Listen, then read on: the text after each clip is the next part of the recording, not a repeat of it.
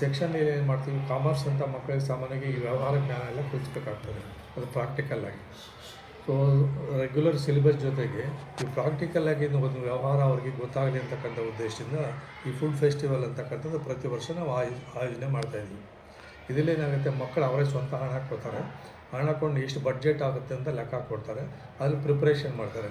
Preparation ಮಾಡಿದ್ಮೇಲೆ cost ಇದು calculation ಮಾಡ್ತಾರೆ. ಪ್ರತಿಯೊಂದು ತಿಂಡಿಗೆ ಎಷ್ಟು ಕಾಸ್ಟ್ ಆಗುತ್ತೆ ಅಂತ ಲೆಕ್ಕ ಮಾಡ್ತಾರೆ.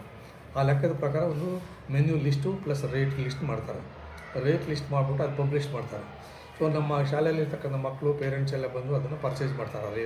ರೇಟಿಗೆ ಪರ್ಚೇಸ್ ಮಾಡಿದ್ಮೇಲೆ ಅವ್ರಿಗೆ ಎಷ್ಟು ಹಣ ಬರುತ್ತೆ ಲೆಕ್ಕ ಹಾಕ್ಕೊಡ್ತಾರೆ. ಇನ್ಪುಟ್ಟಿಂದ ಎಷ್ಟು ಕಾಸ್ಟಿಗೆ ಅದಕ್ಕೆ ಆಗಿದೆ, ಇವರಿಗೆ ಎಷ್ಟು ಮಾರಿದ್ರಿಂದ ಎಷ್ಟು ಆದಾಯ ಬಂತು, ಲಾಭ ಆಗಿದೆ ನಷ್ಟ ಆಗಿದೆ ಅಂತಕ್ಕಂಥದ್ದನ್ನು ಅವರು ಒಂದು ಲೆಕ್ಕ ಮಾಡಿ ಇಟ್ಕೊಳ್ತಾರೆ. ಅದೇನು ಮಾಡ್ತಾರೆ, ನೆಕ್ಸ್ಟ್ ಅದ್ರ ಲಾಭ ಬಂದರೆ ಏನಾಗುತ್ತೆ, ಆ ಗುಂಪಲ್ಲಿರ್ತಕ್ಕಂಥ ಎಲ್ಲ ಮಕ್ಕಳು ಅವರಷ್ಟಕ್ಕೆ ಅವರಿಗೆ ಹಂಚಿಕೆ ಮಾಡ್ಕೊಳ್ತಾರೆ. ಜೊತೆಗೆ ಉತ್ತಮವಾಗಿರ್ತಕ್ಕಂಥ ನಮ್ಮ ಲೆಕ್ಚರರ್ಸ್ ಏನು ಮಾಡ್ತಾರೆ, ಆ ಕ್ವಾಲಿಟಿ ಅಸೆಸ್ ಮಾಡ್ತಾರೆ. ಕ್ಲೀನ್ಲಿನೆಸ್ಸು, ಟೇಸ್ಟು, ಇದನ್ನೆಲ್ಲ ಯಾರು ಚೆನ್ನಾಗಿ ಮಾಡಿದಾರೋ ಅದನ್ನು ಸೆಲೆಕ್ಟ್ ಮಾಡಿಕೊಂಡು ಅವರಿಗೆ ಒಂದು ಪ್ರೈಸ್ ಕೊಡ್ತಕ್ಕಂಥ ವ್ಯವಸ್ಥೆಯನ್ನು ಮಾಡಿದ್ವಿ.